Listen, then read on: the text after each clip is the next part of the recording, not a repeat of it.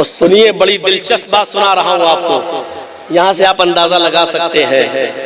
उस बूढ़े आदमी इब्राहिम अलैहिस्सलाम अकेले कुछ नहीं खाते थे। जब भी खाना खाते थे तो किसी न किसी को पकड़ के लाते थे और उसके साथ दस्तरखान पर बैठकर खाना खाते थे। इब्राहिम अलैहिस्सलाम ने जिंदगी में अकेले खाना नहीं खाया कभी। एक बार कोई नहीं मिला तो बूढ़ा आदमी था, मजूसी था, आग का पुजारी था, वही मिल गया। इब्राहिम अलैहिस्सलाम ने कहा, बाबा घर पे चलो खाना खा लो। उसने कहा, चलो भूख तो वैसे ही लगी है। इब्राहिम अलैहिस्सलाम उस बूढ़े मजूसी को घर पे ले आए। अब दिखाना जो चाहता हूं वो देखिए, दस्तरखान बिछ गया, खाना लग गया। इब्राहिम अलैहिस्सलाम ने कहा, बाबा अल्लाह का नाम लो, शुरू कुल बिस्मिल्लाह, अल्लाह का नाम लो, शुरू करो, खाओ। उसने कहा, इब्राहिम मैं इस खाने पर अल्लाह का नाम नहीं लूंगा। मैं तुम्हारे अल्लाह का नाम क्यों लूं? मैं इस खाने पर तुम्हारे रब का नाम नहीं लूंगा, मैं तो अपने खुदा का नाम लूंगा। इब्राहिम अलैहिस्सलाम ने कहा, तुम्हारा रब कौन है? उसने कहा, मैं मजूसी हूँ, आग का पुजारी हूँ, आग हमारा खुदा है, आग हमारा माबूद है। और मैं बिस्मिल्लाह कहकर क्यों खाऊं? मैं तो बिस्मिल्लाह कह के खाऊंगा, आग के नाम से। खिलाना हो तो खिलाओ। इब्राहिम अलैहिस्सलाम ने फरमाया, बाबा खाने का लुक़मा दस्तरखान से उठाया, रख दो यहीं। ये खाना हमारे अल्लाह ने दिया है, हमारे रब ने दिया है, ये आग ने नहीं दिया है। अगर तुम्हारा रब तुम्हारा माबूद आग है तो जाओ आग से खाना मांगो, उठाओ दस्तरखान से, जाओ, नहीं खिलाऊंगा तुम्हें खाना। बुजुर्ग उठ गया, बाबा उठ गया। वो 90 साल का बूढ़ा इब्राहिम के दस्तरखान से भूखा चला गया। अभी चंद ही कदम दूर गया था, इधर इब्राहिम अलैहिस्सलाम पर वही आ गई। आए इब्राहिम, तुमने उस बूढ़े को अपने दस्तरखान से क्यों भगाया? इब्राहिम अलैहिस्सलाम ने कहा, इसलिए कि वो अल्लाह का नाम नहीं ले रहा था, आग का पुजारी था, आग को अपना माबूद समझता था। फरिश्ते ने कहा, इब्राहिम तुम्हारे रब ने कहा है 90 साल की पूरी जिंदगी में उसने कभी भी अल्लाह का नाम नहीं लिया, हमेशा वो आग का नाम लेता है। बताओ 90 साल तक उस बूढ़े को कौन खिलाता रहा? उस बूढ़े को कौन पिलाता रहा? उस बूढ़े की जान की हिफाजत कौन करता रहा? उसकी उम्र 90 साल तक खिला पिला कर किसने की? इब्राहिम अलैहिस्सलाम ने कहा, अल्लाह। कहा, इब्राहिम तुम्हारे रब ने हुक्म दिया, उस बूढ़े को जाओ बुला कर लाओ, पकड़ के लाओ। उस रब को ये मंजूर है कि कोई मेरे सामने सर न झुकाए, कोई मेरी इबादत न करे, लेकिन तुम्हारे रब की नेमत ये है, उसकी रहमत का तकाजा ये है कि वो नहीं चाहता कि कोई बूढ़ा दस्तरखान से भूखा उठकर जाए। उसने तो 90 साल से मेरा नाम नहीं लिया, फिर भी अल्लाह उसको खिलाता रहा, पिलाता रहा, और तुम्हारे दस्तरखान पर उसने एक बार मेरा नाम नहीं लिया, तुमने उसको भगा दिया। जाओ, तुम्हारे रब की रहमत को ये गवारा नहीं कि कोई भूखा दस्तरखान से उठ जाए।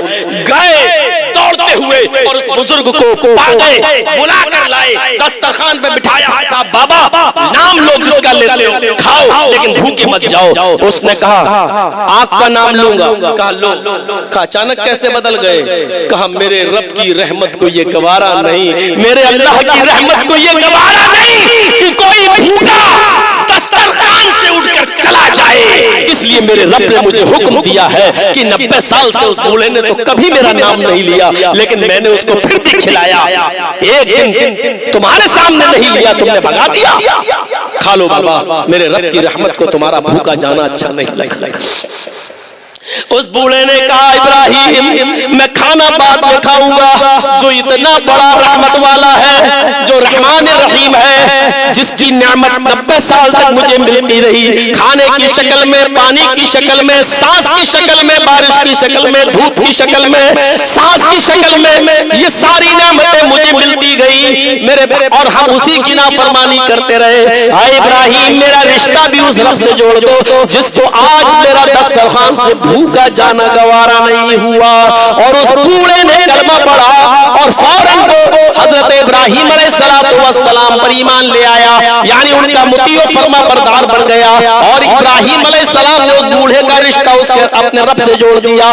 भाइयों, कुरान इब्राहिम और मजूसी बूढ़े का ये वाकया हमें सबक सिखाता है। हम तो अपनों को खिलाते हैं, अपने दोस्तों को बुलाते हैं, अपने आइज़ा और अकारिब को बुलाते हैं, लेकिन मेरे रब की नेमत का तकाजा ये है कि उसकी रहमत ये भी गवारा नहीं करती कि कोई नाफरमान, कोई मुशरिक बंदा भी दस्तरखान से भूखा उठ के चला जाए। ये मेरे रब की रहमत का तकाजा है। ये कितनी बड़ी नेमत है। अल्लाह की नेमतों को जरा लिखिए। एक जगह अल्लाह ताला ने कहा कि रूए जमीन पर जितना पानी है उस पानी की रोशनाई बना डाली जाए। पानी कितना है रूए जमीन पर? आजकल साइंस पढ़ने वाले, भूगोल पढ़ने वाले, ज्योग्राफिया पढ़ने वाले अच्छी तरीके से जानते होंगे कि दुनिया जिसमें हम और आप रह रहे हैं ये जमीन का 1/4 हिस्सा है, चौथाई। इससे 3 गुना ज्यादा पानी ही पानी है पूरी दुनिया के अंदर। जिस दुनिया में हम और आप रह रहे हैं खुशकी में, ये दुनिया के 4 हिस्से किए जाएं तो 1 हिस्से में आबादी है। इससे 3 गुना ज्यादा पानी ही पानी है। और फिर उसके अलावा पोखरों का पानी, तालाब का पानी, जमुना का पानी, नदी का पानी, कुओं का पानी, समर का पानी, इनको अलग कर लीजिए आप। और फिर अल्लाह के इस वर्ल्ड को, कुरान की आयत को याद रखिए कि अगर तुम रूए जमीन पर फैले हुए सारे पानी की स्याही बना डालो, इंक बना डालो, पूरे पानी की रोशनाई बना डालो, और रूए जमीन पर जितने दरख्त हैं उनको काट कर उनकी कलमे बना डालो, कलमे, और उन कलमों से और समंदर पानी की उस रोशनाई, उस इंक से तुम कागज के टुकड़ों पर अल्लाह की हम्द व सना, उसकी नेमतों को तुम लिखना शुरू कर दो, तो अल्लाह तबारक व तआला कहता है कलम खत्म हो जाएंगे, समंदर की स्याही खुश्क हो जाएगी, लेकिन अल्लाह की नेमतें इतनी है तुम्हारे ऊपर कि वो पूरी नहीं हो सकती। उनको तुम गिन नहीं सकते, लिख नहीं सकते, सफेद किरतास पर नोट नहीं कर सकते। अल्लाह की नेमतें इतनी कसीर तादाद में है।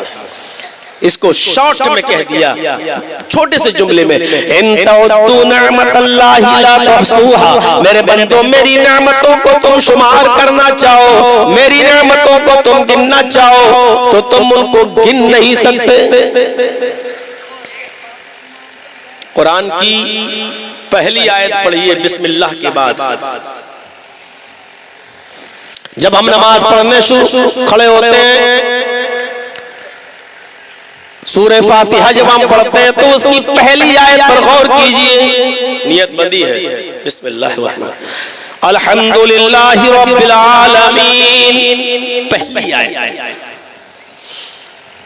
इस अल्लाह ने अपनी सबसे बड़ी एक नेमत याद दिलाई, मेरे बंदो मेरी इस नेमत पर गौर करो कि मैंने अपने आप को रब्बुल आलमीन कहा है, मैंने अपने आप को रब्बुल मुस्लिमीन नहीं कहा है, मैंने अपने आप को रब्बुल मोमिनीन नहीं कहा है, मैंने अपने आप को रब्बुल इंस नहीं कहा है, मैंने अपने आप को रब्बुल जिन नहीं कहा है, रब्बुल मलाइका नहीं कहा है। मैंने जो लफ्ज इस्तेमाल किया है वो लफ्ज रब्बुल आलमीन का है। अल्हम्दुलिल्लाहि रब्बिल आलमीन, तमाम तारीफें उस अल्लाह के लिए है जो सारी कायनात का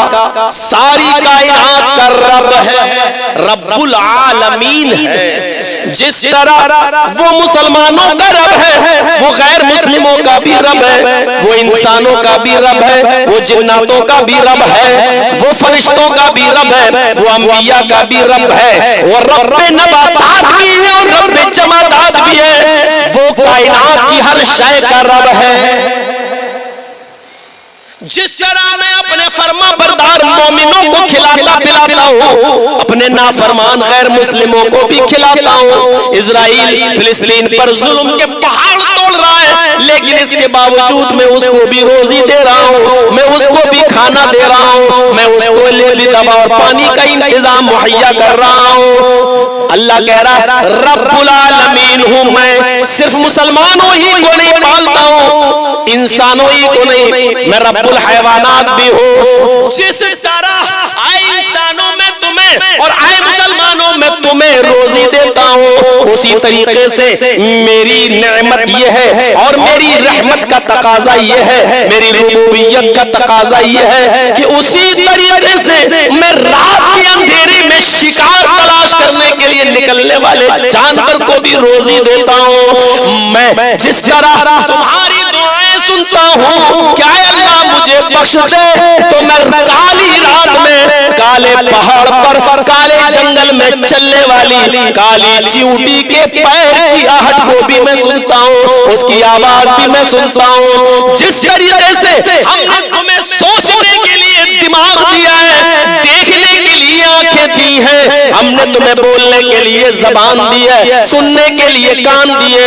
खाने के लिए मुंह दिया है, खाने का स्टॉक जमा करने के लिए पेट दिया है, किडनी अपना काम करती है, लीवर अपना काम करता है, फेफड़े लंग्स अपना काम करते हैं। जो जो चीजें मैंने तुम्हारे अंदर रखी हैं, वो एक दीवार पर रेंगने वाली चींटी को भी हमने दी है, उसको भी हमने दिमाग दिया है, उसको भी हमने मुंह दिया है, उसको भी हमने जबान दी है, उसको भी हमने किडनी दी है, उसको भी हमने लीवर दिया है, उसको भी हमने फेफड़े दिए हैं, उसको भी हमने हार्ट दिया है, सुनने के लिए उसको भी हमने कान दिए, सूंघने के लिए उसको भी हमने नाक दिया है। अरे तुम्हारे नाक की खुशबू तो बगल में बैठे हुए आदमी के पसीने की बदबू नहीं सूंघ सकती, लेकिन हमने उस छोटी सी मखलूक चींटी की नाक में सूंघने की इतनी शक्ति दी है कि वो एक मंजिल दो मंजिल पर भी मिठाई रखी है तो उसकी खुशबू को वो यहाँ से सूंघ कर अपने मंजिल पर पहुंच जाती है। ये हमारी नेमत है कि जिस तरीके से हम तुम्हें खिलाते पिलाते हैं, उनको भी खिलाते पिलाते हैं। अल्हम्दुलिल्लाहि रब्बिल आलमीन। तमाम तारीफें उस अल्लाह के लिए है जो दोनों जहान का पालने वाला है, दोनों जहान की परवरिश करने वाला है, जो सारी कायनात का रब है। वो हमें भी खिलाता है, गैर मुस्लिमों को भी खिलाता है। असल में बात समझने की है। इस दुनिया की बच्चों इनको भेज दो, बेटा जाओ घर। हाँ, इनको खाली करा दो तो अच्छा। जाओ बेटा, तुम्हारे ऊपर तो अभी शादी फर्ज नहीं हुई है तो जलसा कैसे हो जाएगा।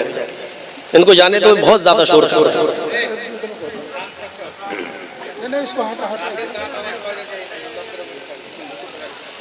ठीक है, चलिए। असल में सोचने की चीज है बस। जिस दुनिया की चकाचौंध में हम पढ़कर धोखा खाए हुए हैं ना, इस चीज की वजह से हम रब की नेमतों को पहचान नहीं पा रहे हैं। और ये दुनिया इतनी रंगीन है, हम उसके धोखे में आ जाते हैं। वरना दुनिया की हकीकत अल्लाह की नजर में क्या है? अल्लाह के नबी ने फरमाया लौ कानत दुनिया तादिलु इंदल्लाहि जनाह बऊज़तिन मा सका काफिरन मिनहु शुरबत माइन। अल्लाह के नबी कहते हैं जो दुनिया तुम्हें धोखे में डाले हुए है, जिसकी रंगीनियों में तुम रंगे हुए हो, जिसकी रंगीनियों में तुम मुलव्वस हो, जिससे तुम धोखा खा रहे हो कि बिल्डिंगें देखकर, आज की फैसिलिटीज देखकर और तरह तरह की नियामतें देखकर जो तुम धोखा खा जाते हो। नहीं, दुनिया में हम इतना कमाएं कि हमारे मरने के बाद हमारे बच्चों को भी तकलीफ ना हो। सोचिए, अल्लाह कह रहा, अल्लाह के नबी कह रहे हैं, अल्लाह की नजर में, यहां से अगर आप समझ गए तो बहुत बड़ी बात है। अल्लाह की नजर में लौ कानत दुनिया तादिलु इंदल्लाहि जनाह बऊज़तिन मा सका काफिरन मिनु शुरबता माइन।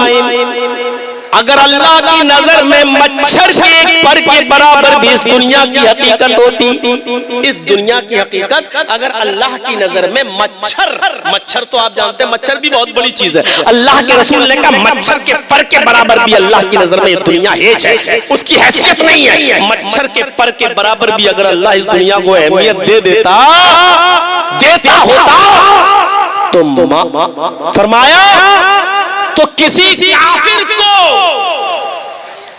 लौकानत दुनिया तादिलु इंदल्लाहि जनाह बऊज़तिन मा सका काफिरन मिनहु शुरबता माइन, तो किसी काफिर को इस दुनिया से एक घूंट पानी भी नहीं पिलाता। हम अपने नाफरमान को पानी पिलाएं? हम अपने शिर्क करने वाले को देने वाला, लेने वाला, जिंदगी देने वाला, मौत मैं किसी ऐसे शख्स को हम पानी पिलाएं? नहीं, किसी काफिर को एक घूंट पानी भी नहीं पिलाता। लेकिन पानी नहीं, काफिर को मिले हूरो कसूर और मुसलमान को फकत वादे हूर। सारी दुनिया में हूरे और सारे ऐशो आराम के सामान और कसूर, बड़े बड़े महलों बंगले नहीं काफिरों के पास है। अल्लामा इकबाल ने कहा था काफिर को तो मिले हूरो कसूर और मुसलमान को फकत वादे हूर। और मुसलमान से क्या कहा? नेक अमल कर बस तुझे जन्नत में हूर मिलेगी, तुझे जन्नत में। फिर बात शिकवा था, जवाब शिकवा फिर बाद में दिया, तुम में हूरों का कोई चाहने वाला ही नहीं, जलवे तूर तो मौजूद है मगर मूसा ही नहीं। मेरे भाइयों, बाद में उन्होंने जवाब दिया, हम उस तरफ नहीं जाना चाहते। मैं ये बताना चाहता हूँ कि दुनिया में काफिरों को जो ऐशो आराम है वो इसलिए मिल रहे हैं क्योंकि अल्लाह रब्बुल आलमीन की नजर में इस दुनिया की हैसियत मच्छर के पर के बराबर भी नहीं। फायदा उठाओ जितना उठाना हो। अगर मच्छर के पर के बराबर भी होती तो किसी काफिर को पानी नहीं पिलाता। अब सुनिएगा, हम किसको खिलाते हैं? शादी में हम किसको बुलाते हैं? आपने अपने बेटे की शादी की, आपने वलीमा किया, जो आपकी जान पहचान है आप उनको बुलाएंगे। आपके जो रिश्तेदार हैं आप उनको दावत देंगे, आपके जो आइज़ा व क़ारिब हैं आप उनको दावत देंगे, आपके जो रिलेटिव्स हैं आप उनको दावत देंगे। मजाल है कि आपकी दावत में आपका दुश्मन आ जाए, आप उसको अपने घर, अपने दुश्मन को नहीं बुलाएंगे। ये मेरी मुखालिफत करता है, जिंदगी भर मेरा विरोध करता है, हम इसको क्यों बुलाएं, हम इसको क्यों दावत दें, हम इसको अपने घर में अपने बेटे की शादी में क्यों बुलाएं? मेरे भाइयों, हम देखते हैं इसमें उलमा भी है, आप भी हैं, सब अपने अपनों को चाहते हैं, सब अपने अपनों को बुलाते हैं, सब अपने अपनों को दावत देते हैं। थोड़ी देर के लिए तखय्युल की शाहराह पर सवार होकर सोचिए, मेरा वो रब है, अगर ये सोचने लगे कि मैं अपने ही फरमाबरदारों को खिलाऊंगा, ना फरमानों को नहीं दूंगा, तो दुनिया का निजाम कैसा हो जाए। अल्लाह तो है जो मुसलमानों को भी दे रहा है, गैर मुस्लिमों को भी दे रहा है, यहूदियों को भी दे रहा है, ईसाइयों को भी खिला रहा है। मेरे भाइयों, आसमान से मूसलाधार बारिश बरसती है, ये सिर्फ अल्लाह के नेक बंदों पर ही नहीं बरसती है, आपके खेतों में ये बारिश का पानी आता है, एक हिंदू के खेत में भी जाता है, एक यहूदी के खेत में भी जाता है, एक ईसाई के खेत में भी जा रहा है। आपके खेतों से अगर अल्लाह अनाज पैदा कर रहा है तो गैर मुस्लिमों के खेतों से भी अनाज पैदा कर रहा है। आपको अगर पानी दे रहा है तो गैर मुस्लिमों को भी पानी दे रहा है। आपके अनाज पक रहे हैं तो गैर मुस्लिमों के भी पक रहे हैं। हम सुबह उठते हैं, सूरज की रोशनी के मुंतजिर रहते हैं, पूरब से चमकता हुआ सूरज निकलता है, ये 9 करोड़ 20 लाख मील की बुलंदी पर चमकने वाला सूरज जब अपना रोशनी जब अपनी जमीन पर गिराता है तो सिर्फ मुसलमानों के खेतों पर नहीं, गैर मुस्लिमों के खेतों पर पर भी जाती है, मुसलमानों के घरों में नहीं, गैर मुस्लिमों के घरों में भी जाती है। मेरे भाइयों, इस सूरज की रोशनी से भी वो गैर मुस्लिमों को फायदा पहुंचा रहा है, मुसलमानों को भी फायदा दे रहा है। उसकी नजर में कोई सब बराबर है, और दुनिया में उसने इसीलिए ये आयत सबसे पहले पढ़ी जाती है सूरह फातिहा के अंदर कि तुम मेरे पीछे नमाज पढ़ रहे हो, मेरे फर्मा बरदार बंदे हो जो इमाम के पीछे नमाज पढ़ रहे हो, लेकिन याद रखना सिर्फ नमाज पढ़ने की वजह से मैं तुम्हें खिलाता नहीं हूँ, पिलाता नहीं हूँ। बहुत से लोग हैं जो अल्लाहू अकबर की आवाज सुनकर मस्जिद में नहीं आए, हमने उनको भी रिज़्क दिया है। बहुत से लोग इस मस्जिद से दूर है, मैंने उनको भी पानी दिया है, मैंने उनको भी दौलत से नवाजा है। मैं रब्बुल मुस्लिमीन नहीं हूँ, रब्बुल मोमिनीन नहीं हूँ, अल्हम्दुलिल्लाहि रब्बिल आलमीन। अल्लाह कहता है उस अल्लाह की तारीफ करो जो सारे जहान का परवरदिगार है, सारे जहान की परवरिश करने वाला है। इस नेमत को याद करो। दुनिया का कायदा है, दुनिया का कायदा है, एहतिजाज तरफैन से होता है, एहतिजाज तरफैन से होता है, जरूरत तरफैन से होती है। हम धोबी के मोहताज हैं, वो हमारे कपड़े धोए तो धोबी हमारा भी मोहताज है कि कपड़े धोने के वो हमसे पैसे ले। हम डॉक्टर के मोहताज है कि वो मेरा इलाज करे, तो डॉक्टर हमारा भी मोहताज है कि वो हमसे पैसे ले। हम अशियाए खुर्दोनोश के मोहताज है, हम ये चीजें खरीदे, आटा ले, चावल ले, दाल ले, हम मोहताज हैं चीजों के, तो ये बेचने वाले हमारे भी मोहताज है कि हमसे इनके बदले में पैसा ले। मेरे भाइयों, दुनिया के उसूल एहतियाज पर टिके हुए हैं। हम तुम्हारे मोहताज हैं, तुम हमारे मोहताज हो, लेकिन यहाँ उसूल बदल जाता है। हम सूरज की धूप की और रोशनी के मोहताज हैं, लेकिन सूरज हमारा जर्रा बराबर मोहताज नहीं। हम चांद की रोशनी के मोहताज हैं, लेकिन चांद हमारा जर्रा बराबर मोहताज नहीं। हम बारिश के मोहताज हैं, लेकिन बारिश हमारी जर्रा बराबर मोहताज नहीं। मेरे भाइयों, यहाँ उसूल बदल जाता है। इन तमाम नेमतों के बदले में अल्लाह ने कहा है तो सिर्फ इतना कहा है, ओ मेरे बंदे, इन तमाम नेमतों के बदले में अगर तू मुझे कुछ देना ही चाहता है तो सिर्फ इतना कर कि मेरे घर में चला जा, अपनी पेशानी जमीन पर रख दे, ताकि मुझे यकीन हो जाए, और जमीन पर अपने माथे को, पेशानी को रखकर इकरार कर दे कि अल्लाह मैंने अपने आप को जलील समझ लिया और तुझे अजीज, सुभान रब्बियल आला। इस बात का इकरार कर दे कि अल्लाह मैं जलील हूँ, देख जमीन की पस्ती से उठता ही नहीं हूँ, और तू अजीज है, इज्जत वाली तेरी जात है, तुझसे नीचे को, तुझसे बुलंद कोई है ही नहीं। हम में तुझ में इतना ही फर्क है कि जमीन की पस्तियों से मैं ऊपर नहीं हूँ, और तू आसमान की बुलंदियों से नीचे नहीं है। इसलिए इतना इकरार कर दे, तू अपने आप को मेरा गुलाम और मुझे अपना मालिक मान ले, दोनों जहान का परवरदिगार मान ले, पालने वाला मान ले। बस इस बात का इकरार कर दे, अल्हम्दुलिल्लाहि रब्बिल आलमीन। तमाम तारीफ उस अल्लाह के लिए जो दोनों जहान का परवरिश करने वाला है। हजरत इब्राहीम अलैहिस्सलातु वस्सलाम के पास एक बूढ़ा आदमी आया, मेहमान बनकर, मजूसी था।